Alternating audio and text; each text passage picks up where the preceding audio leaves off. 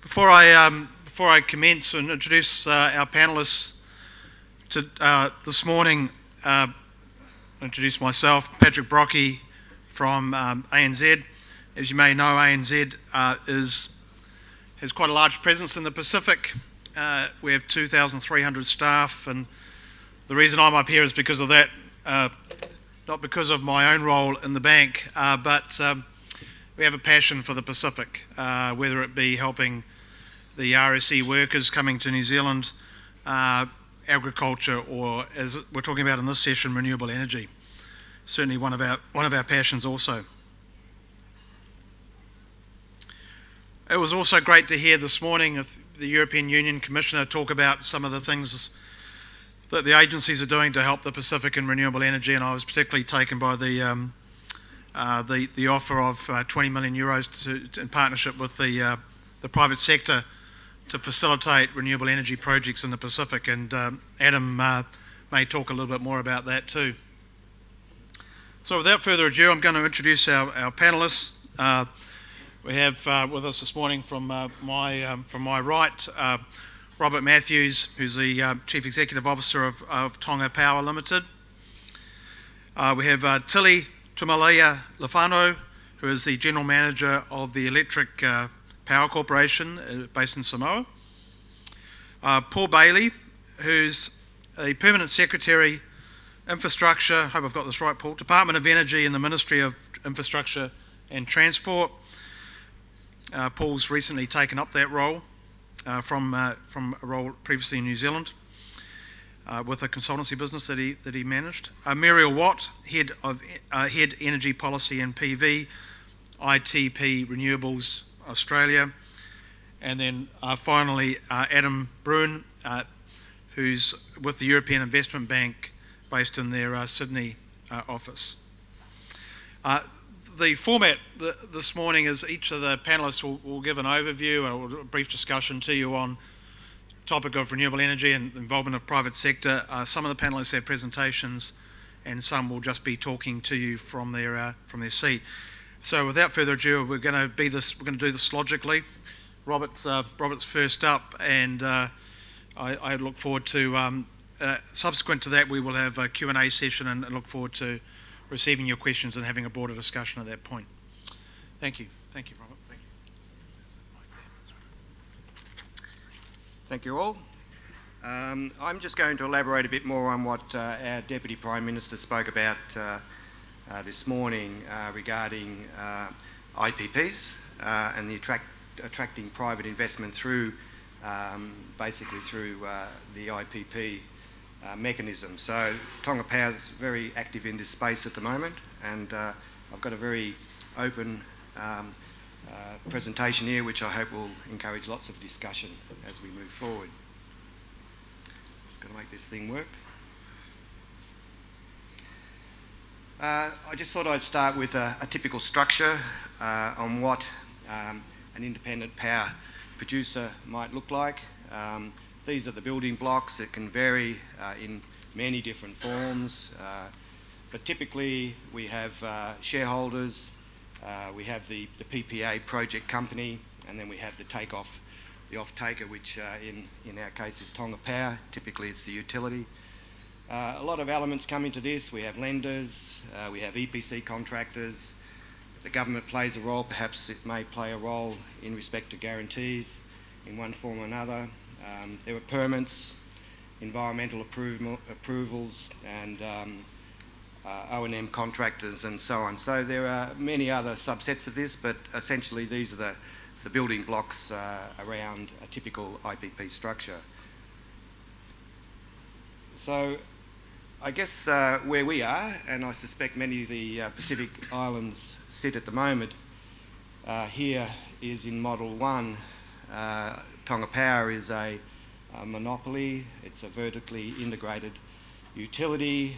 We own and operate generation, transmission, distribution and retail to our customers. So we're now looking at where do we go to from here, and how do we move forward in a way that works for a small Pacific island. And so we're probably now looking to move closer here to Model 2. As you move up there, Model 3, Model 4, it's more the typical Australian and New Zealand models.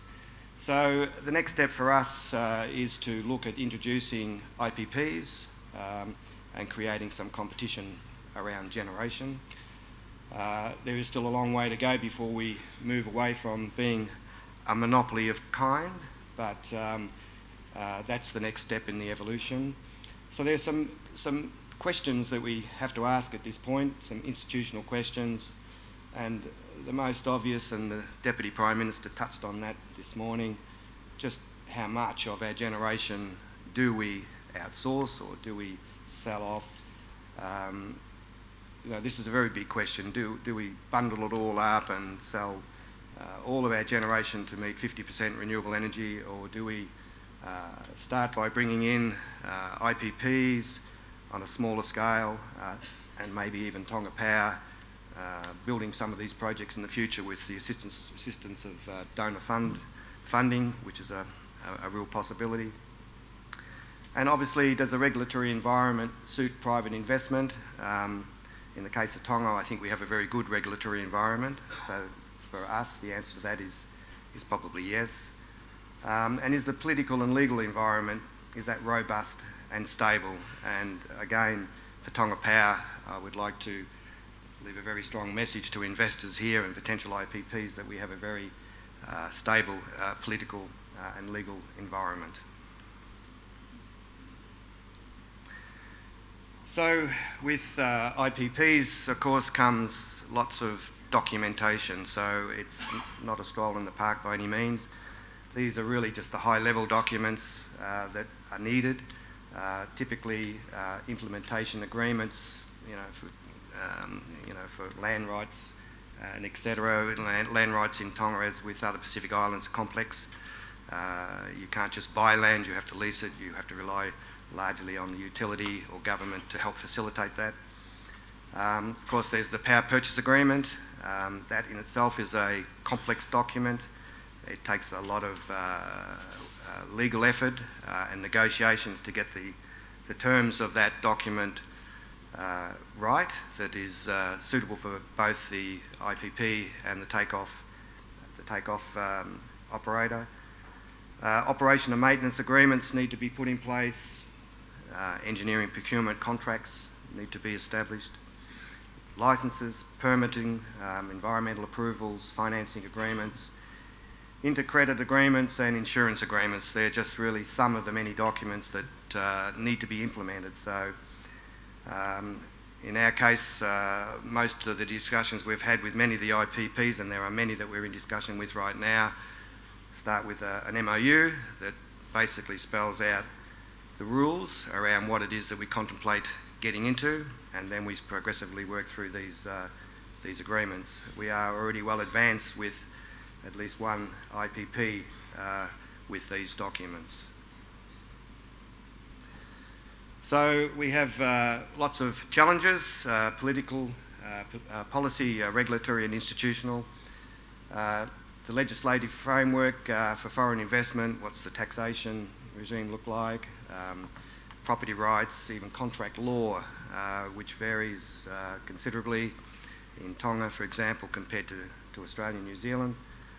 A very key element, in my view, is to have the in-house capacity to actually engage in negotiations with IPPs.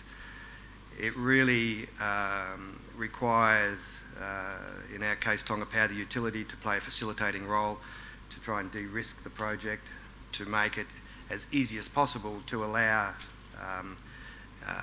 foreign investors to come into Tonga and to negotiate these agreements. Public financing and solvency is always a concern for IPPs. How stable is Tonga Power? Will it still be here in 20 years' time? The regulation is a very important element, of course. We have a very strong regulatory environment in Tonga. We have an electricity commission. It is independent. It is a high-quality regulator. We have a concession contract which binds how Tonga Power can operate.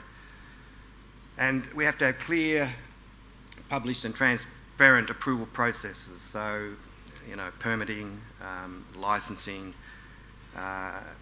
all need to be very, very clear and well understood so everybody knows what they're getting into. From a financial perspective, volatility of avoided cost of diesel fuel generation. This is always an issue while prices are low, relatively low for the cost of diesel. Now's a good time to be looking at entering into IPPs. Generally, an IPP tends to follow the avoided cost of fuel. So when diesel's high, so too a power purchase take off feed-in tariffs. Guarantees are always the subject of discussions in these negotiations, whether they be sovereign guarantees through the government or bilateral or multilateral guarantees, they tend to come to play. Scale and size of the project to attract private investment is a big issue. We're not building hundreds of megawatts here. We're building 5 or 6 megawatts of solar in Tonga. So it's not a large project, and they're not projects that we are able to build and deploy in one go. We have to do this over a staged approach in order to enable us to do the things, the enabling works to our network to accommodate more renewable energy. The ownership structure and the role of donors and funds, obviously how that plays into potential IPPs. It's possible that Tonga Power or donor may invest some funds into an arrangement with an IPP and reduce the capital cost and in turn reduce the kilowatt rate per hour.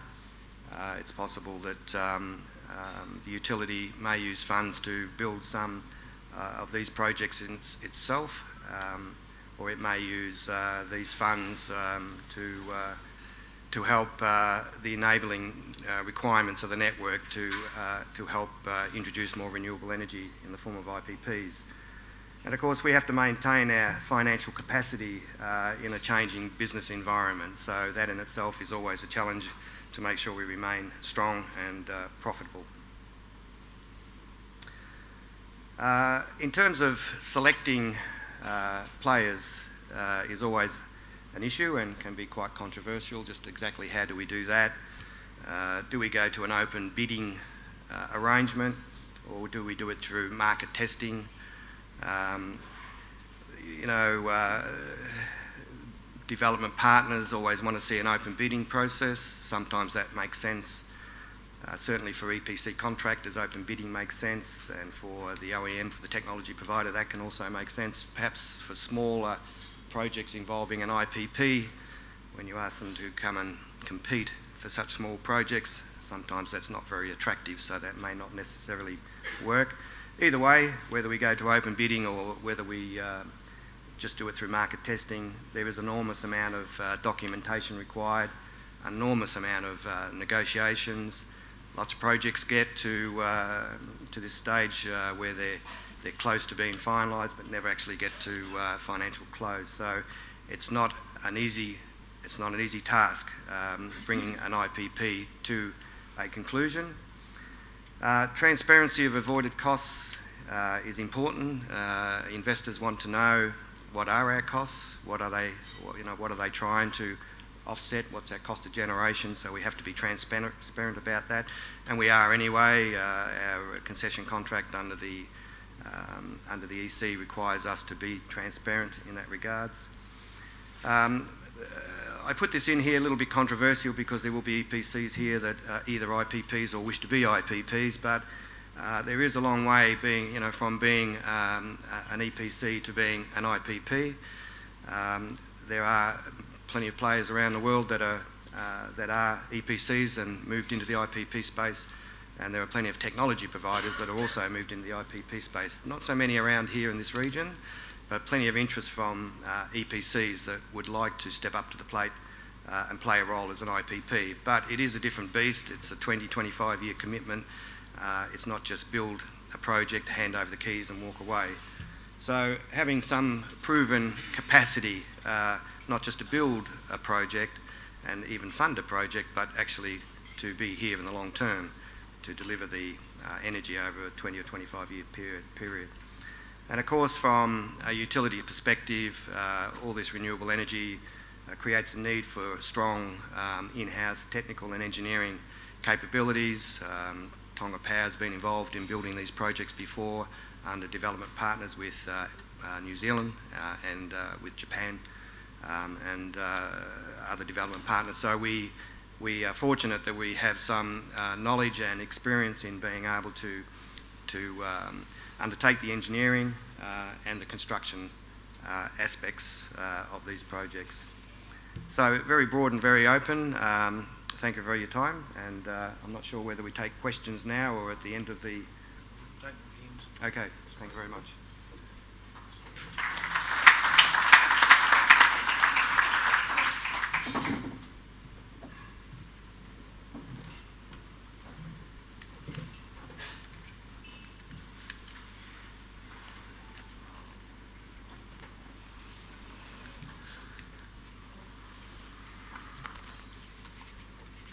Well, good morning, everyone. Before I start my very short and brief presentation, I just want to thank the New Zealand government and the European Union for inviting Samoa to participate in this energy conference. I also would like to acknowledge the presence of our Honourable Minister of Finance and also the Ambassador from Wellington, as well as the Chairman of the board and the board member. I'll try to be very brief with my presentation. My topic is managing and addressing high levels of intermittent or variable renewable energy penetration. I believe that, how can I use this? That's the outline of the presentation. Just give you a snapshot of our achievements since 2013, looking at our contribution to energy mix. Our renewable energy is still in the pipeline, and some renewable projects required funding. And perhaps a very short look at the electricity tariff, because this is the bottom line of all this renewable energy development, and some lessons learned.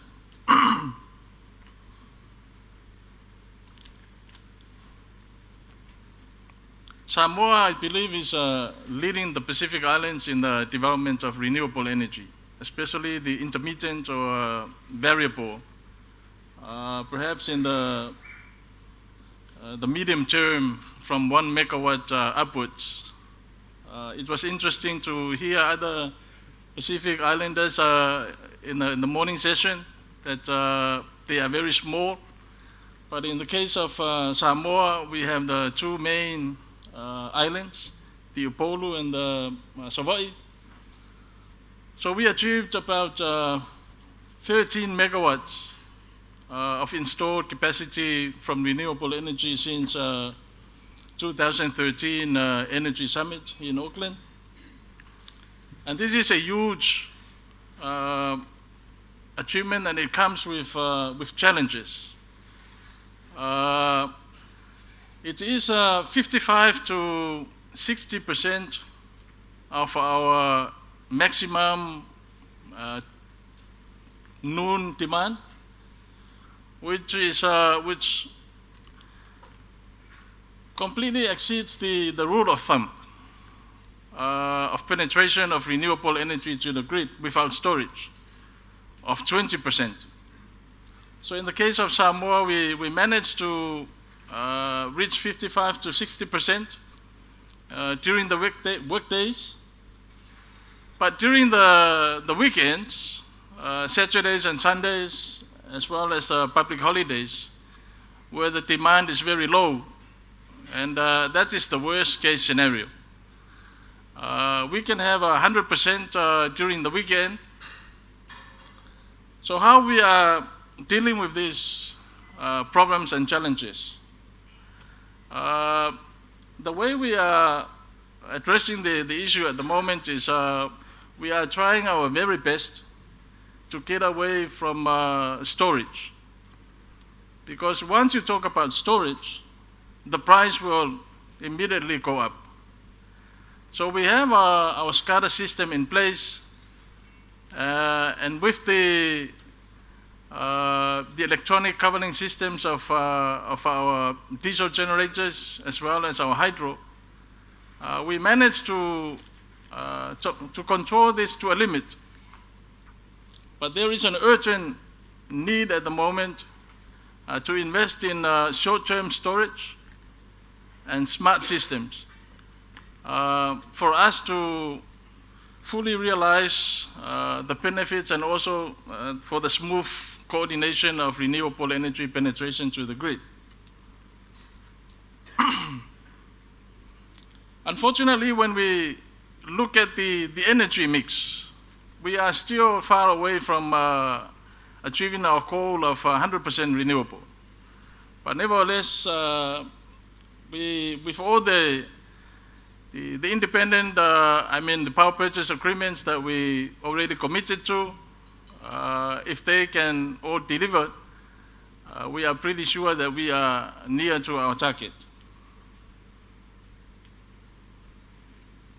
Those are some of the renewable projects in the pipeline. We still have some hydro development. 2 of our hydropower stations are still down since 2012 cyclone events. So hopefully those 2 will be back in service sometime next year. We have the construction of 4 micro hydro. This is really on the small scale, 100 kilowatts up to 500. We also have we are also working on the additional hydro generator to one of our existing power plants, and that is a 2 megawatts. In terms of wind, we signed a power purchase agreement with an independent power producer for 25 megawatts. And this is a combination of wind, pump storage, and some solar. In terms of the solar, the market is saturated for solar energy without storage. But the last one that we are now implementing is the 2.2 megawatts for the island of Savai'i. So hopefully by the end of next year, we should complete that 2.2, which will be the last solar project that we are working on. But we continue to receive applications, not only from the 3 IPPs that we signed up already with, but also new players for new solar energy projects. Unfortunately, as I mentioned, that the market is already saturated, but we are giving them 2 conditions. First one is you can install extra capacity, but we can only take it when we need it. The second option is it has to come with storage. So those are the 2 options that we are giving to the IPPs for further solar development. I mentioned before that we are also working on the storage and smart system. This will assist us to properly coordinate the penetration of further intermittent renewable energy to the grid.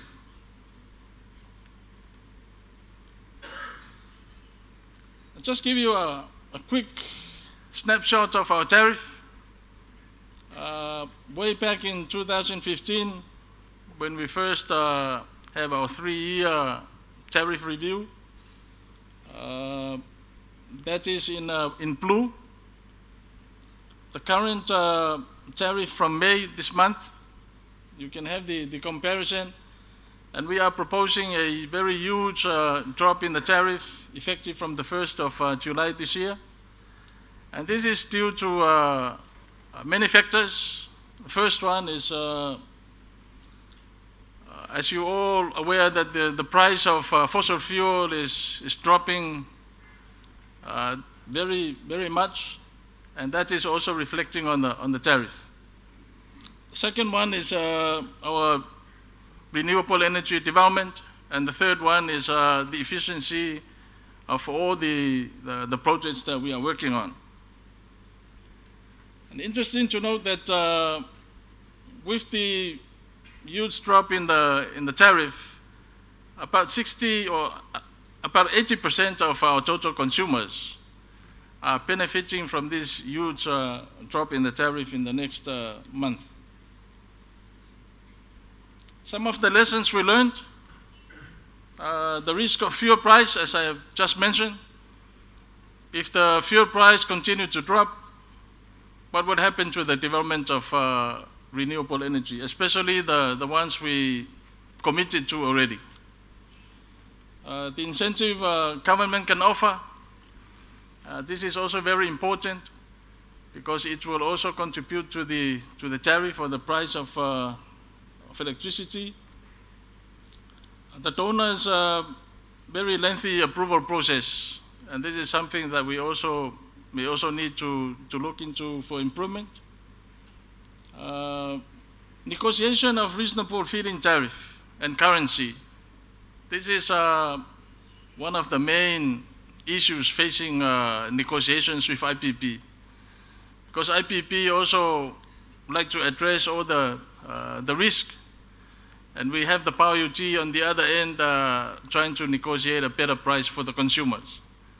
So it's a very hard process, but you need to come to some conclusion. The sixth one is curtailment of supply. What if you have excess? Because when you negotiate an IPP, the IPP would like to sell to you the complete energy that they will generate. But there are times, especially in the Pacific Islands, our load profile are not consistent every time. So there are times that we don't need that renewable energy, but we already have in the power purchase agreement that we have to take it. I think those are some of the lessons we learned. I believe my 5 minutes is up, so we can share more during our discussion. Thank you.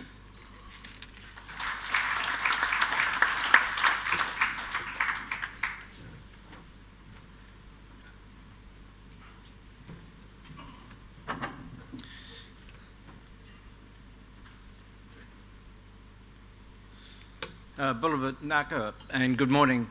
Before we start, I'd just like to acknowledge our hosts, New Zealand Government and the European community, and also the many nations that are represented here and organisations that have supported Fiji during in the aftermath of Tropical Cyclone Winston.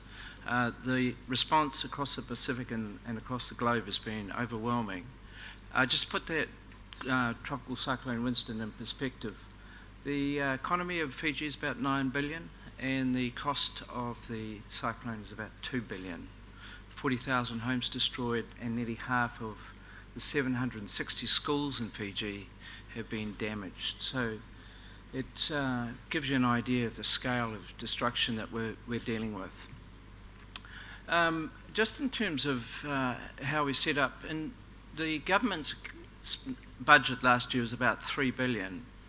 And of that 3 billion, about 1 billion is the responsibility of my ministry to distribute. So about just over 1 billion. The reason I mention that is it gives you an idea of the importance of infrastructure has in Fiji. There's not many countries spending a third of their budget on infrastructure. And of course, a very important part of that is energy and renewable energy. Before we get into that, as many of you who have been to Fiji know, there's over 300 islands in Fiji. About a third of them are inhabited. So that poses real problems for how we go about generating and distributing energy across Fiji. A third of the population live in, about 80% of the population lives in the two main islands, Viti-Levu in the south and Vanuatu in the north. And we have an urban population of only 51%. So we're not very heavily urbanised at all. Again, that's posing real issues when we're talking about how do we distribute energy. The first slide I just want to put up here, just to give you a bit of an indication. The top pie chart, you'll see there that in the red, that's the amount of fuels that we're importing into Fiji. It's the diesel and heavy fuels. At the moment, Fiji imports of diesel fuels, fossil fuels, is about a third of its total imports. That's a real driver for renewable energy. And a very, very important target for the government of Fiji is that by 2030, the country will be 100% based on renewable energy. So a very ambitious target by 2030 to be 100%. The chart below is interesting. At the very bottom in the blue is what we have currently in hydro. We have some, and you can see the chart picking up over a period that goes out to 2030. We have some capacity to grow our hydro potential in the country.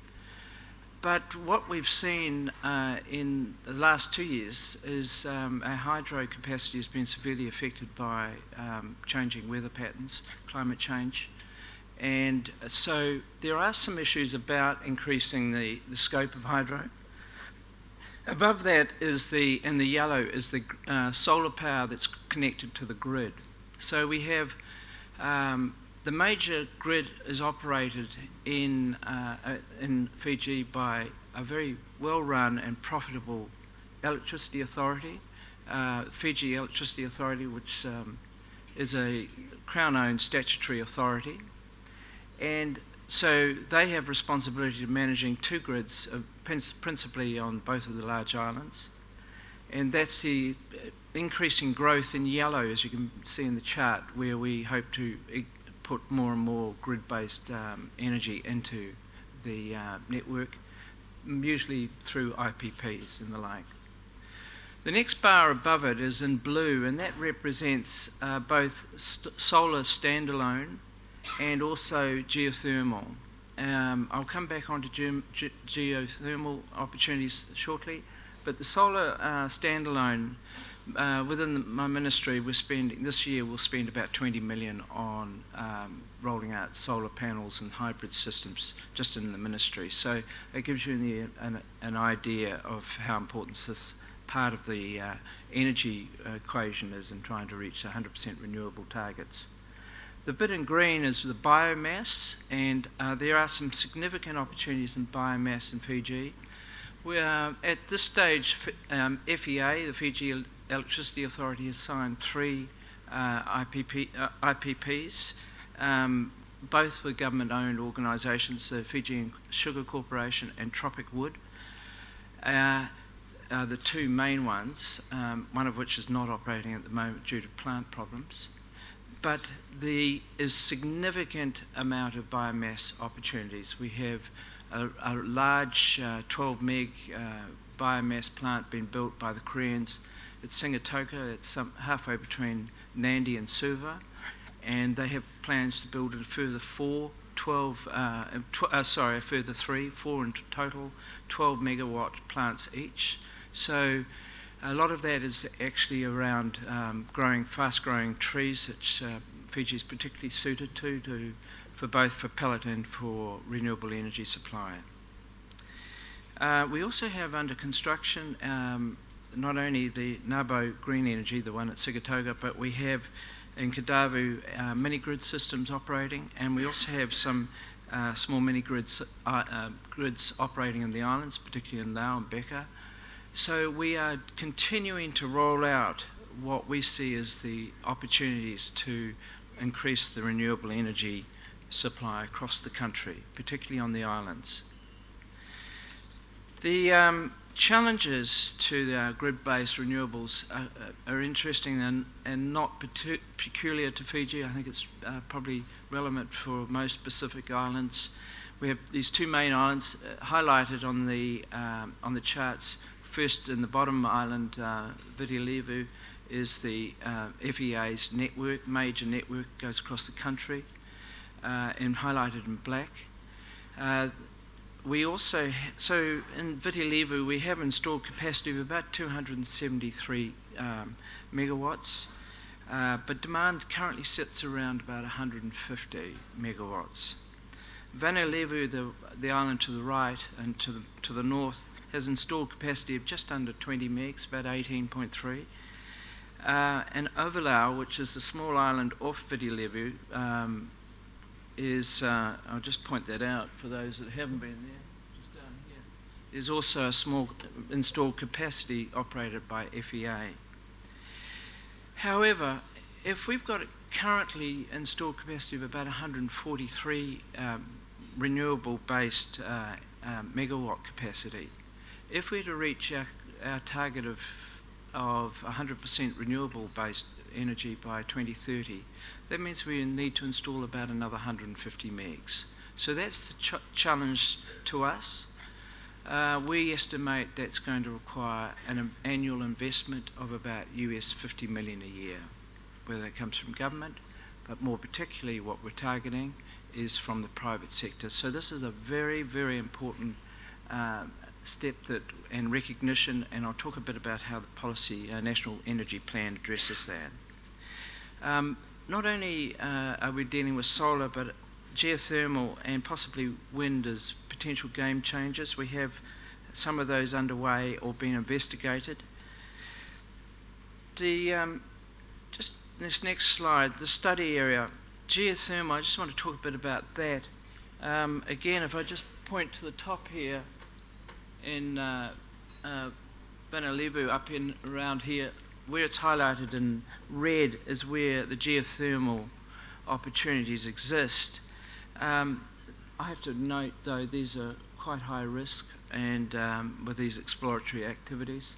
It's hot rock, geothermal potentially to be developed, but it does represent a significant opportunity if we could do it properly and do it in a way that's commercially feasible.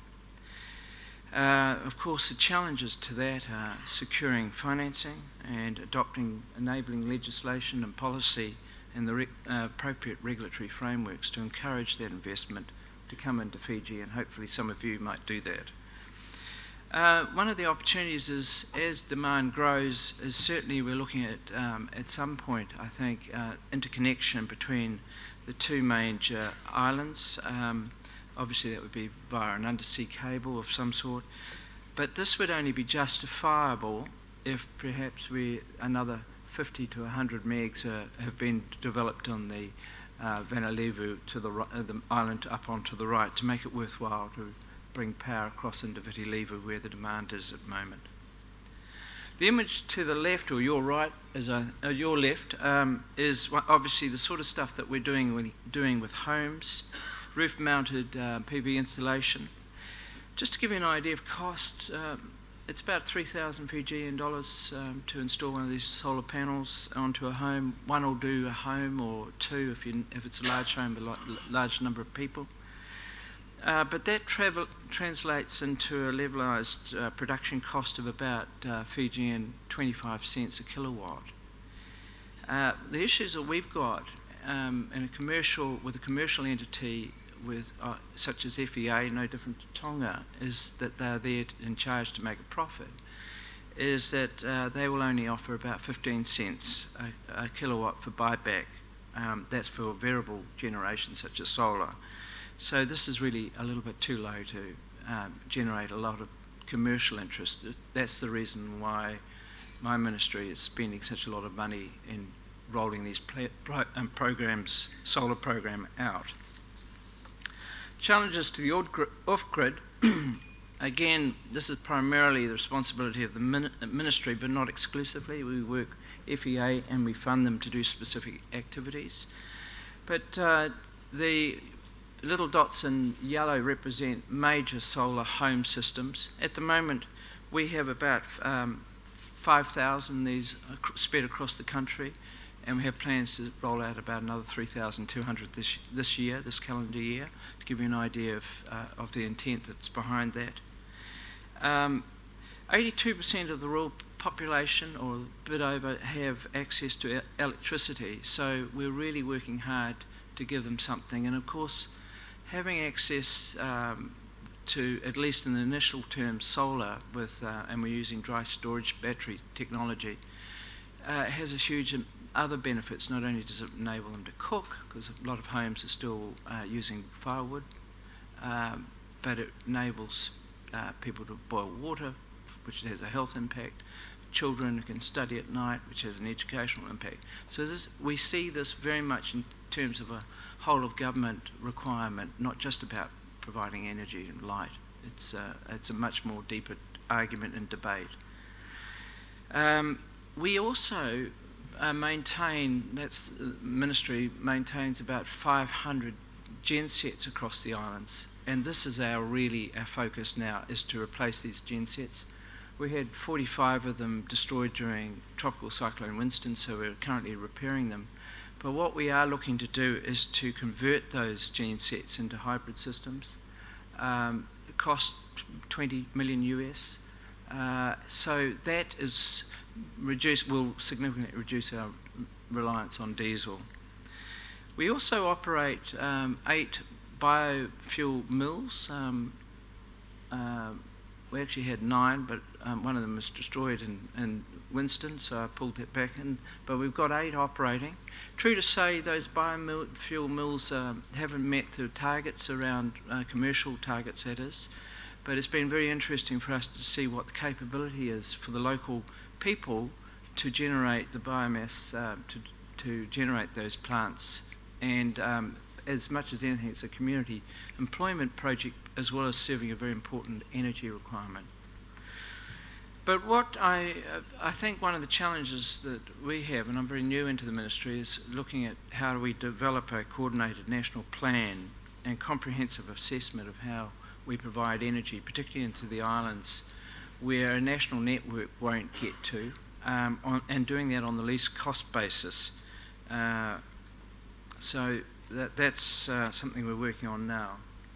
This slide here is just sort of talks about the community models. What we've found, we've rolled out all these plants and not only water, but energy, but water as well, into communities to let them run these renewable energy plants. But what we're finding is community ownership is, while we ask for a deposit up front to ensure there is some ownership or sense of ownership, we've found in many cases the genset systems have failed over time or deteriorated, and now we've realised in order to be able to do that, we need to put technical support into the communities to ensure it. And I think that's one of the real learnings for us. And I bring this up because there's a lot of NGOs that are working in Fiji providing these sorts of systems as well.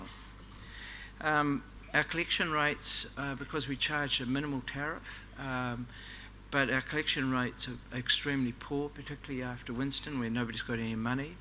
We've also, just in the last month, government policy has changed. So in installation of new solar systems, they required 5% deposit from the community. That's now just been reduced, and in fact, we're going to pay back the deposits that we have on hand. But clearly for us, this type of program needs a private sector and public partnership to improve the effectiveness and sustainability of these existing off-grid electricity and electrification projects. Just in conclusion, in terms of getting the right policy and regulatory frameworks, we in Fiji have, in 2013, developed this national energy policy, which has been a very important document to set the right policy formulation, and with that will be changes to the legislative program. But the policy format really, a program, the key elements were an emphasis on private sector-led development of renewable energy. There was a clear statement about that, and it's just how we embrace that and work with our private sector and partners, and I have to say they are coming.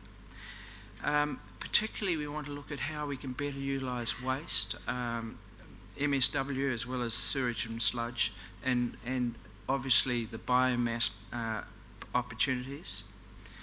In terms of the regulatory framework, we do have in place all the regulatory framework I think is required. For example, we have an Environmental Management Act, which is well written. We have a Public Enterprise Act, which manages these Crown-owned statutory authorities, of which FEA is one. So that Public Enterprise Act charges them with being not only true to social objectives, but particularly about being commercially focused and generating a profit for the country.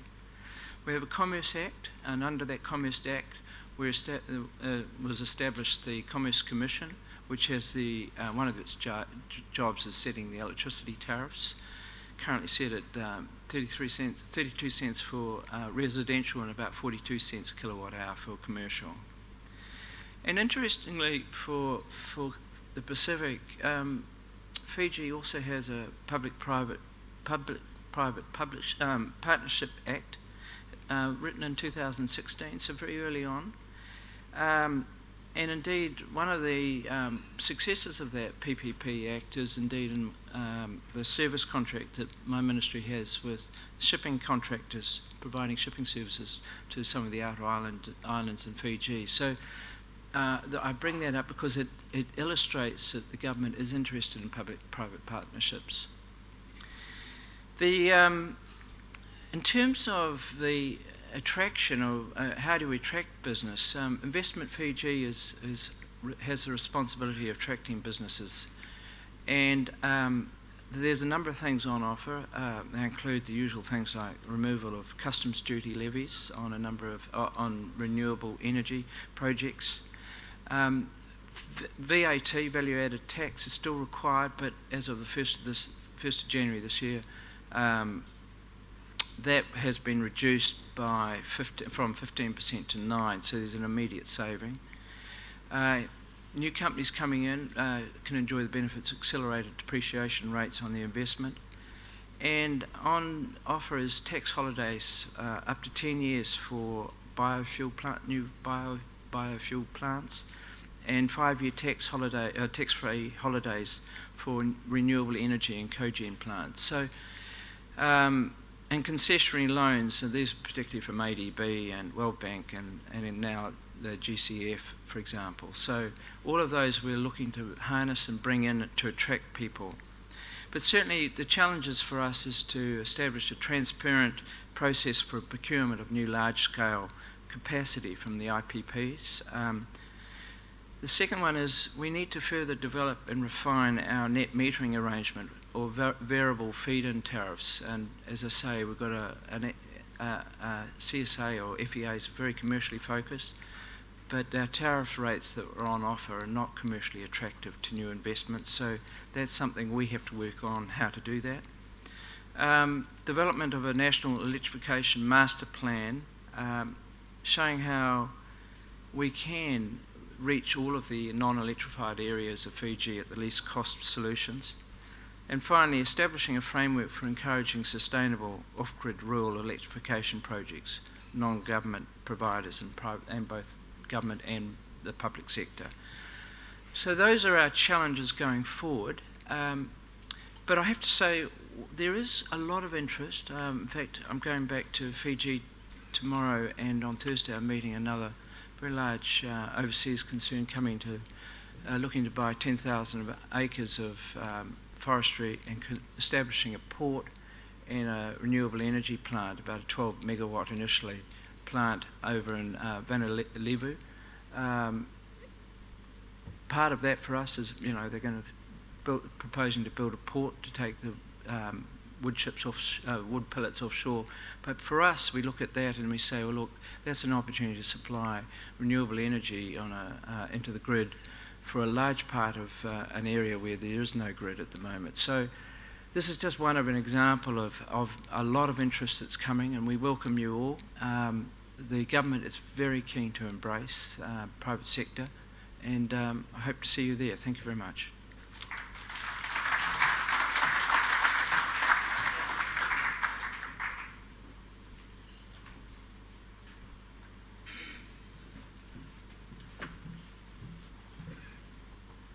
Thank you very much, and thank you for inviting me to speak. I met many of you around the Pacific and in Australia. I've been working in renewable energy for a very long time, and ITP Renewables is working in almost all the Pacific nations that we've talked about today. So you know many of my colleagues. I want to talk today a little bit about the IPP frameworks and the power purchase arrangements that go with those in order to attract the investment that so many of the Pacific nations are looking to attract. And the observations, I guess, are based on working with you and seeing the issues that have arisen in trying to do this over recent years in different parts of the Pacific. And they follow on really from the comments made by previous speakers in their own countries and the issues that they've seen. So let me see if I can... No.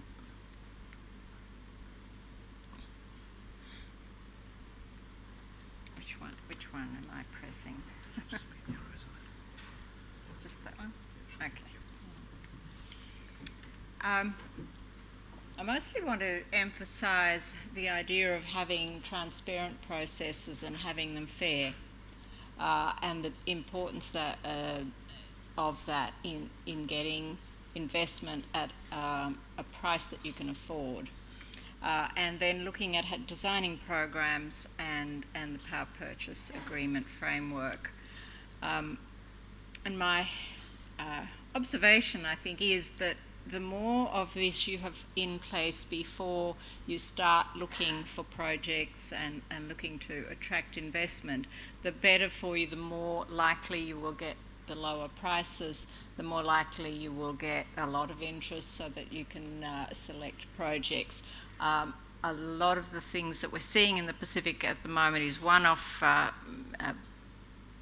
proposals coming to utilities, governments, you know, we've got a project for you, rather than the nation or the utility being on the front foot and saying, this is actually what we want.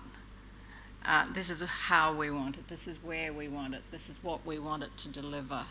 So trying to be prepared so that then the proposals that come to you are much more what you actually want. So have your design in place, have your program design, know what you want, who's going to make the decisions about which bit of it. Have that whole governance structure in place.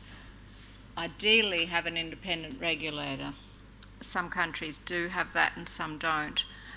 It does make a big difference to an independent power producer coming in to see that there's independent oversight of processes, and it will reduce your costs. Separate out your implementation from your regulation, and so that you know you haven't got conflicts of interest. You can have a clear set of responsibilities for people delivering programs versus those who are evaluating and making sure that they're doing what they were supposed to do. Have the clear lines of a responsibility drawn up between your regulated industry, your utility or those sorts of groups, and the independent power producer that you want to come on board. Who's responsible? Who do they report to? What are the lines of communication? I'll show you how some of this might work in a minute. It may not always be possible to separate out all these different roles in a small island state, but trying to separate out the responsibilities as if they were separate entities is sometimes just as useful, so that you have thought that through. There are often combined bodies and overlaps happening. As trying to have a regulator that's independent is probably, of all the different layers there, one of the most important for you. Have a process of evaluation when you're setting up a program design. Know what it is you're going to look for in this program if it's successful. If you want 2 megawatts of new generation capacity, or you want a program of delivery of solar home systems into 200 islands, have the criteria that you want to meet clearly defined at the start, so that you know, and you know what it is you're going to look for at the end to know whether you've been successful. This might sound really something that doesn't need to be said, but let me tell you that of all the programs we look at that have been implemented in the last decade around the Pacific, this is not something that's easy to do. So if you go in and you say, well, how successful was the last program? You know, how many systems worked? What were the outcomes? There hasn't been monitoring of the project. Often they were donor-funded projects that happened, and then the donor went home and there was no monitoring to follow on. So there's no legacy then to know what it is went wrong, if it went wrong, what went right, how can you build the next program to be successful.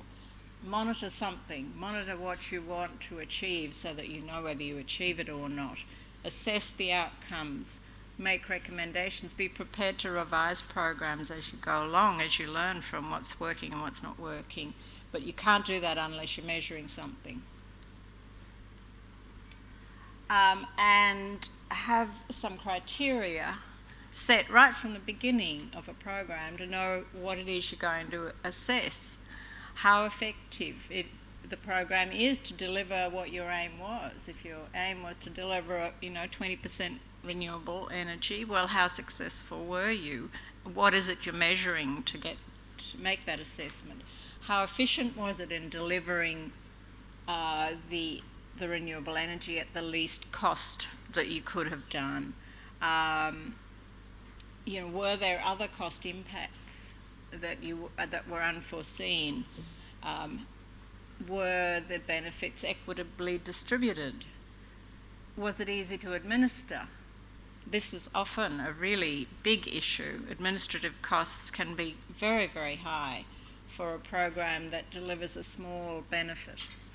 Really think about these issues when you're designing the program, right at the beginning, and then be able to assess them as you go. I want to just give a quick example. If you do a reverse auction process for delivery of central grid services, which might be generation or lines or other things, and these could be supported, for instance, by grid connection agreements, network maps, training accreditation, resource monitoring, tax benefits, land being available, a whole range of other things that you can do to support this program, but we'll just look at the program itself. Try to set the responsibilities clearly. How's the governance working? Who's going to administer it? How can you set transparent processes for the technical and the financial requirements, how much you want, when you want it, so that everyone's on a level playing field. And this is important for independent power producers. There's a level playing field. Everyone knows what the deal is here. That will get you the best prices. That will get you the best projects. Because otherwise there's always a feeling like, I talked to the minister and I got this promise, and then someone else talks to somebody else and they got another promise, and nobody knows what the real deal is and what it is you're really after. So try to have a level playing field, a transparent process, have all the information that you can possibly have about prices, about escalation, about how long you want the project to last, about whether or not the utility wants to buy the project off you after 5 years or not, and what the deal is if that were to happen. What happens at the end of the project? Have all this up front. The regulated utility, what's its role here? How does it interact with this new party? Spell that out. And what the requirements of your independent power producer is going to be. Again, how are you going to evaluate the project? And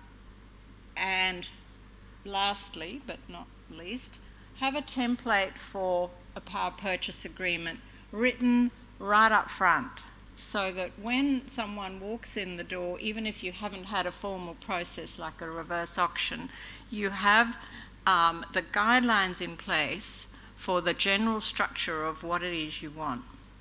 And so everyone who walks in the door gets this standard template to work with, and you can then start to elicit responses, even if you're not having a formal call, in a consistent format, with people actually thinking about the project that you want delivered, and drawing up a project that suits your needs, not coming to you with, have I got a project for you, sort of thing, which is sort of mostly what's happening in the Pacific.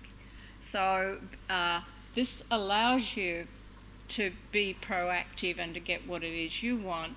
And the main thing to think about is, how do you balance the risk so that you're sharing risk between the IPP and the government or the utility or whoever's running this program. Mostly what we've seen with PPAs in the Pacific is they're very, very one-sided. They favour typically the utility, the existing utility, or some other agency in the government, and they are not friendly from an IPP's point of view. So think about how you can be fair, how you can share the risks, otherwise you actually won't get successful IPPs.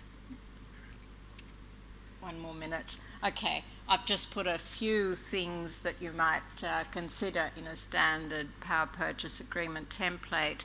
And of course, when you are then in negotiation with a company for delivering a project, you will put specific things into this PPA that suit the project that you finally agree on, but at least you've got a starting point with a standard template that's likely to give all the guidelines, everything up front, everything they need to consider, everything you need to consider to ask them. Not least, what exactly is it you want delivered, and how you're going to measure it, and where you're going to measure it, and who's going to measure it, and who's going to check those measurements. They may seem trivial things, but they're often not specified, and you end up with fights down the line about who is going to put that meter in and who calibrated it, and you know, where was the meter actually placed, and but we delivered more electricity here, but you only measured it here, etc. These end up being problems later if you haven't specified them up front. How you're going to interconnect, who's responsible for the interconnection, and what insurances you're requiring, how you're going to resolve disputes, how are liabilities to be shared if there's something beyond your control that happens, and so on. Have this all specified up front, and you'll save yourself a lot of problems later and get good projects.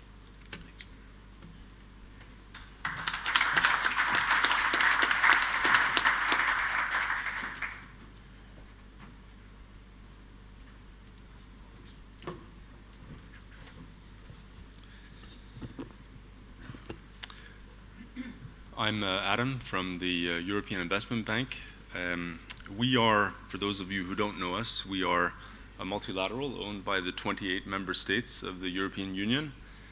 We operate in a very similar vein to World Bank and ADB, so actually I consider myself speaking a little bit on behalf of other multilaterals as well in this forum.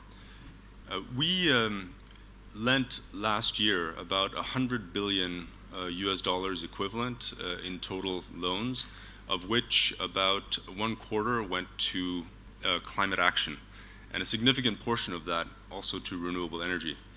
And I'm talking on a global basis, obviously, not in the Pacific. But we have made a commitment to increase that by about 10 billion this year.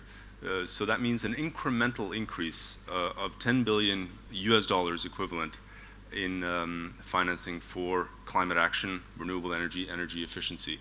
So it's a significant ramp up. We are, though, when we look at IPPs, for example, we act very much like a commercial bank. We complement the other sources of financing available in the market, equity investors, grant providers such as the European Commission, for example, and commercial banks who have plenty of liquidity on certain terms. But I think there's a role to be played in the financing structure of projects by everybody. There's room for everybody, and everybody has a different role. So I would say, for example, for EIB, we would typically have a key role in terms of catalyzing commercial banks to be involved, because we do, when we are looking at investing in IPPs in emerging markets, we do provide some level of comfort, especially if it's the first project, first IPP ever for a country. We do provide some political risk comfort around the transaction, and therefore we're able to catalyze the participation of commercial banks, for example. I think so liquidity is not a problem, and everybody has a different role. I want to focus on one key issue, which is that we work very closely together with the European Commission in emerging markets, and we have the possibility to blend with grant funding from the European Commission. This is very key for us. We have several examples in emerging markets where the European Commission has provided a first loss piece, for example, which gives us the comfort to go into the deal, and then in turn gives commercial banks the comfort to go in the deal as well. And we also have examples where we blend with the European Commission to provide technical assistance, for example, to help the preparation or the implementation of projects. So there are many possibilities, and the last one I would like to mention as well is that we have the possibility to provide, when we're talking about renewable energy projects, interest rate subsidies to make the whole deal a little bit more bankable and affordable for the host country. I'm not going to reiterate what my colleagues in the panel have said, but I would like to add one additional element. I think the beauty about the power sector, the energy sector, is that it is something that the private sector can fund. And I think arguably one could, the countries in the Pacific can arguably use the scarce budgetary resources more towards other sectors that are less able to attract private sector, such as education, health. But of course, that's up to the host country. But I think a paradigm shift is needed a little bit. A paradigm shift on the part of the consumer, that they need to realize that electricity has a cost, and on the part of the host country that some political economy issues need to be addressed to invite the private sector in. Of course, different countries are at different stages of development, but I think even small countries, small Pacific Island states, have the possibility to attract private sector investment. Finally, I think it's very true that we need standardization. Investors are looking for predictability and so on. So we've seen examples of the contractual complex here, and that's fine and good. But I think what investors, what EIB also, what we're looking for is a track record. So one cannot, I think, create bankable projects overnight by putting in place a nice structure. We have examples in Africa where this has taken years to provide the private sector with the comfort through a track record that countries are able to finance and implement projects like this. I think I'll leave it at that.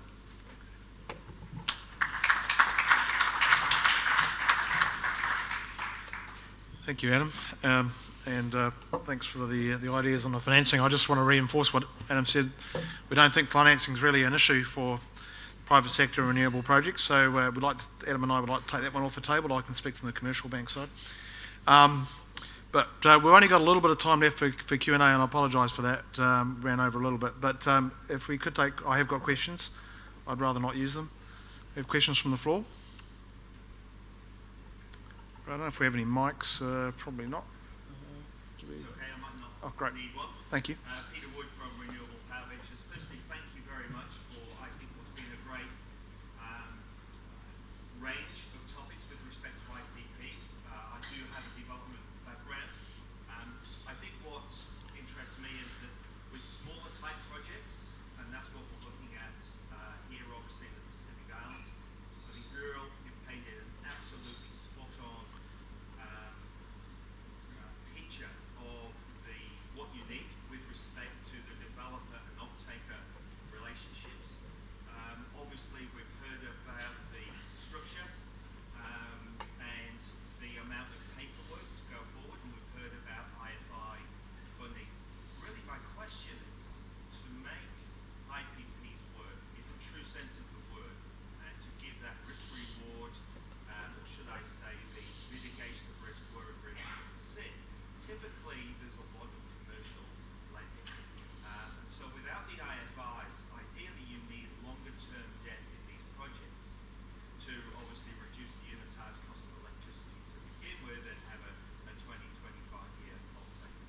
I mean, in your experience, and maybe it's also looking at the ANZ, how attractive are projects of this scale with respect to attracting and the appetite from commercial lenders to provide long-term debt, as well as obviously the equity required from the developer to make that unitised cost of power work?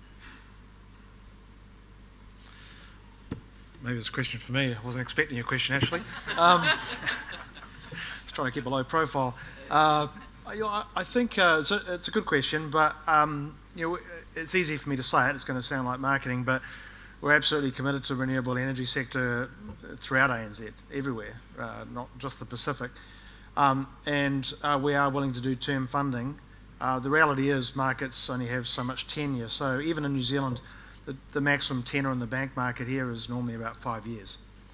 And in the Pacific, I would expect that would be a similar situation. So you've got refinancing risk, but having said that, I'd say ANZ's been in the Pacific and some countries like Fiji for over 100 years. So I would not be uncomfortable with what might be considered a refinancing risk. So banks will go out at least 5. Could we go longer? Not as long as the agencies might go, perhaps, but maybe that's an area where we can work together. This blended arrangement I quite like. So we're comfortable with long-term projects and doing long-term lending, but there is normally a refinancing point. But often then you have a project that's running well, operating well, it's proven, and you'd expect financing terms to be better at the next refinancing point, say 5 years' time, for example. Construction gets through the construction risk and the early operating phase and the production capacity is proven, then there are even less risks for lenders at that point. So terms should only get better. Pat, if I can add to that one, just in Fiji, for example, there are risk guarantee instruments in place. Indeed, the Sustainable Energy Financing Project, which is a joint one between the World Bank and also the Reserve Bank of Fiji. Now, interestingly, ANZ, as Pat knows, is the project manager for that, so they will guarantee up to 51% of the principal contribution to renewable energy. So there are instruments out there. It requires a government to come well on board, though, to also to see whether there's some way to reduce that risk relating to the investment. Question at the back there? Might have to shout.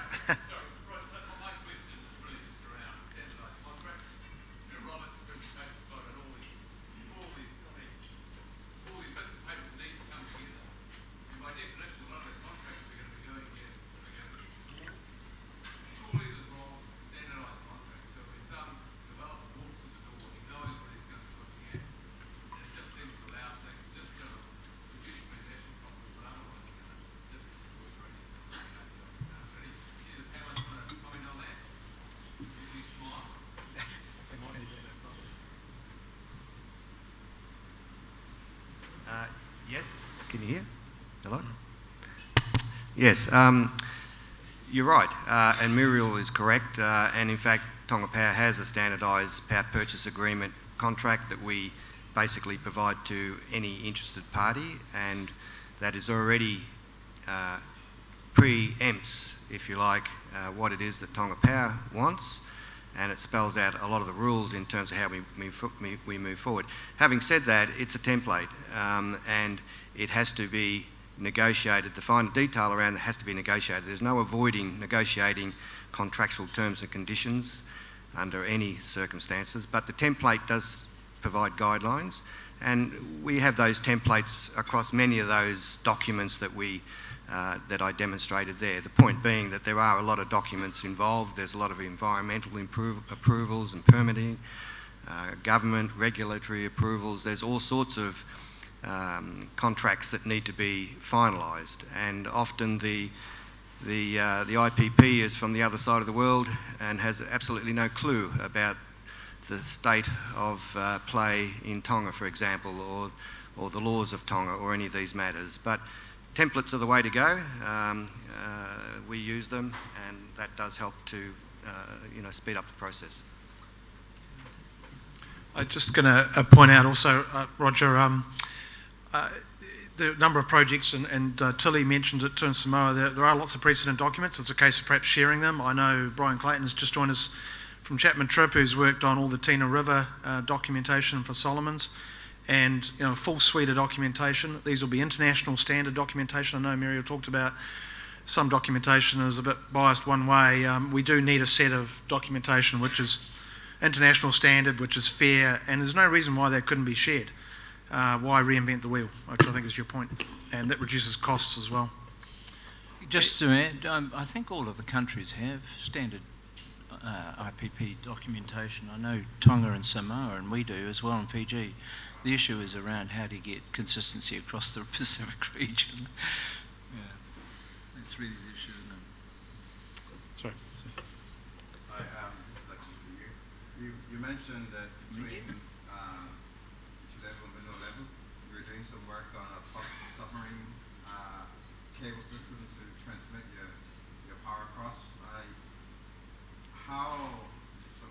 What's the technology now to actually do that? Do you think in some of these islands that are spread out and making the business case to build plants in sort of outer islands are very challenging? How realistic is that, and how advanced are you planning for that possibility? It's all at a concept stage. We need to be able to generate about another at least 50 megs on the upper island, Vanalivu, to make it worthwhile. 50 megs would be the minimum, probably up to 100, to make it economically or commercially sensible. The technology's there, I think. We just strung a cable between Samoa and Fiji.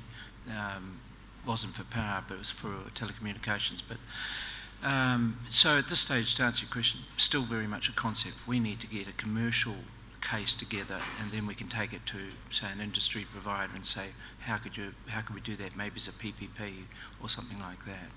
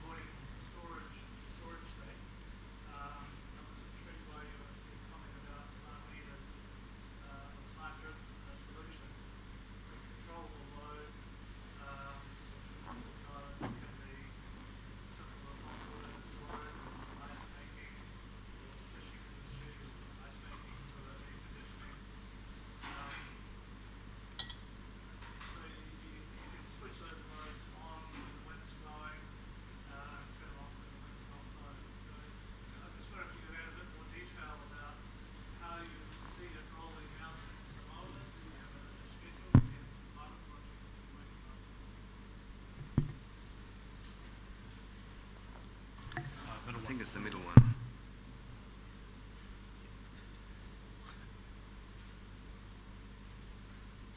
what I was referring to is I didn't say that we don't need storage. We are trying our very best if we can do away with storage. But at this point of time, because of the very huge penetration from the variable renewable energy, we are now working on our tender for short-term storage, just to address the instability of the system. Because once you talk about storing energy for nighttime use, it's a huge cost. But our issue at the moment is just to address the instability during daytime. But I think one of our strengths is the hydro. We have 10 million cubic meters of one of our hydropower plants, which is a dam storage. So we are looking into using that in conjunction with short-term storage. It's more applicable to do it that way, to use the water storage to with the short-term storage, just to give the hydropower plant maybe 1 or 2 minutes to rev up the output to meet the shortfall in the variable renewable energy. Yeah, and the smart grid program, that goes in line with the short storage that I was referring to.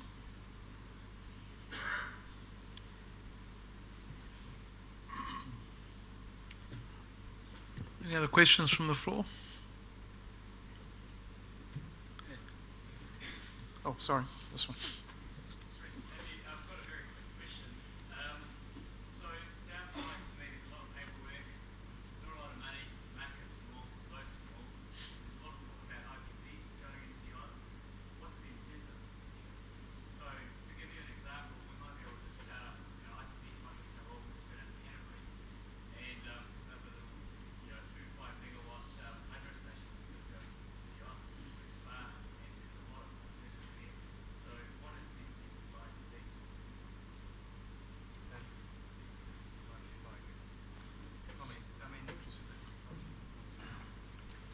I mean, that is the very point. As I said earlier, it's difficult to attract investors to the islands, and it's the role of the utility and the government to make it as risk-free and as attractive as possible. It's not a one-way street, it's got to be balanced, and that's been spoken about here. And it's a hard gig, getting investors to come to town to build a few megawatts. So it's to my point earlier about we need to test the market across all sorts of areas, but do we actually want to put an IPP through a competitive tender process? He says just what you said, we'll just go down the road and build it down there. So it's not easy, but they are there. We have approaches from people in this room, from New Zealand companies, some very, very credible players, both engineering firms, EPC contractors, technology providers, all that are capable and interested and prepared under the right circumstances to come to Tonga, and I believe in other parts of the Pacific, to build these smaller projects. But it is a balance between getting the reward and risk right.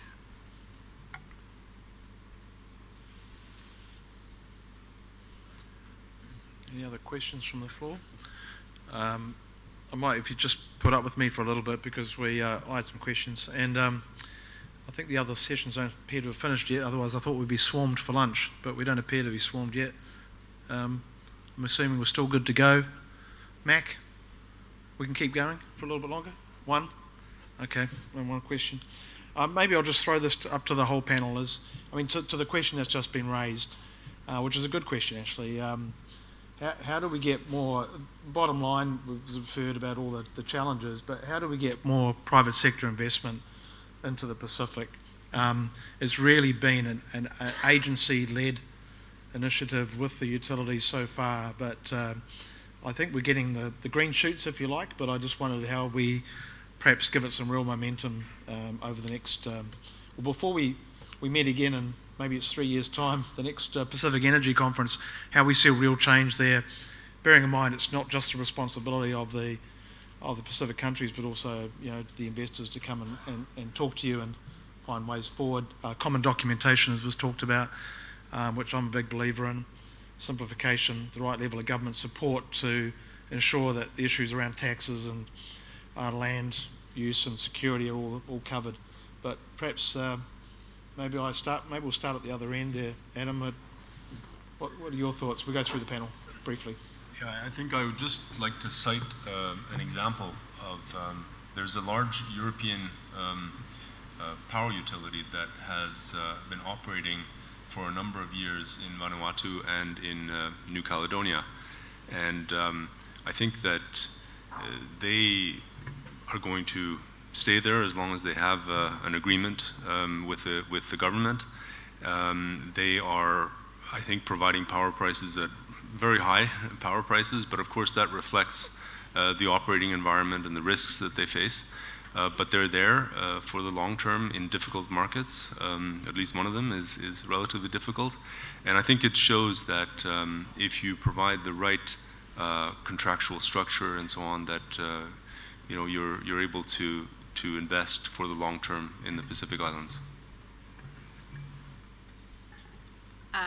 I think the Pacific is a huge opportunity to do lots of innovative projects. A lot of the places are at the cutting edge of being able to develop renewable energy systems that are much more interesting than you would do on a main grid in Australia or New Zealand. And so, there's a lot of nice opportunities if you're interested in developing those kinds of projects, and if you can get the right offtake agreements in place for you that make it work for you.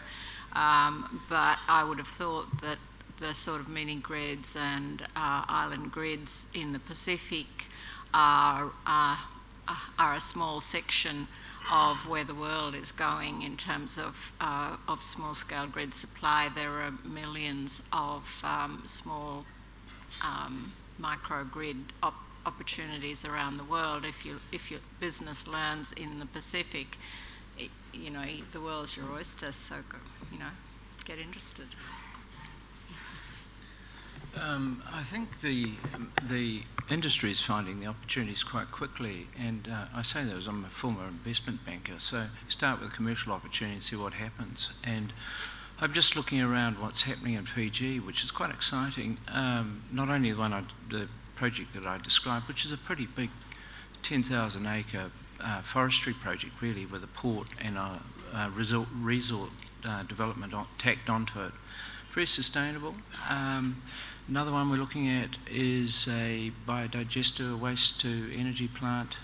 The main client is actually the Water Authority in Fiji, but there'll be an offtake agreement with FEA. And I'm thinking a pyrolysis plant that's just been proposed for an MSW site. So the IPPs, I focus less on those as more about what is the commercial opportunities, and I think those sorts of opportunities as they exist in Fiji exist throughout the Pacific, and I think people that know their area and know where to focus can make some good money over the longer term on those sorts of projects. Thank you.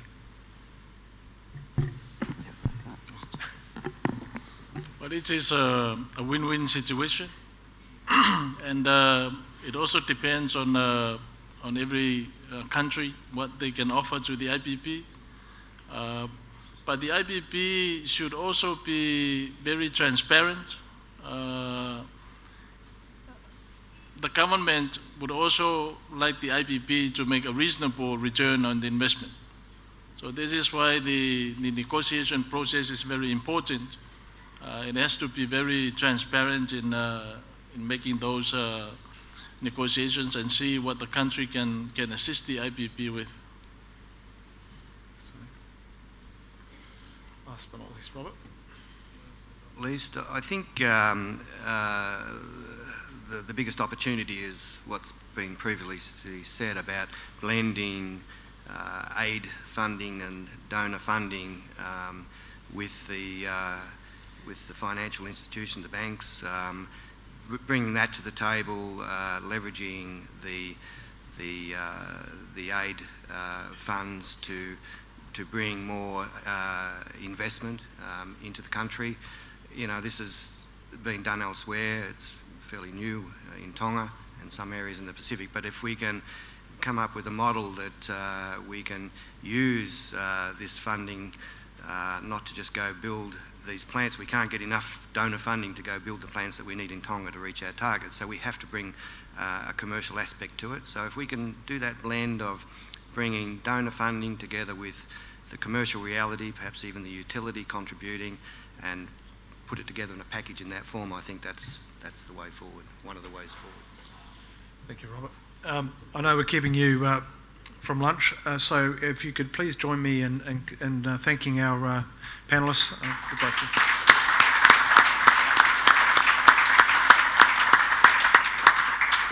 Thank you, everyone.